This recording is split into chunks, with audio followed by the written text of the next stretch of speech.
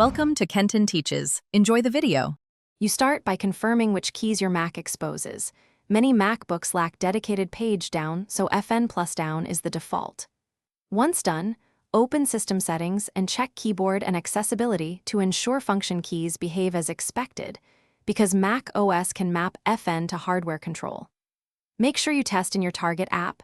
Safari, Preview, and Word may handle paging differently. This step prevents surprises and lets you pick the correct combination for the next actionable step. Now execute the actual page down commands. On a MacBook, press FN plus down arrow to move one screen, press FN plus up arrow to move back. If you use an external full-size keyboard, hit the dedicated page down key instead.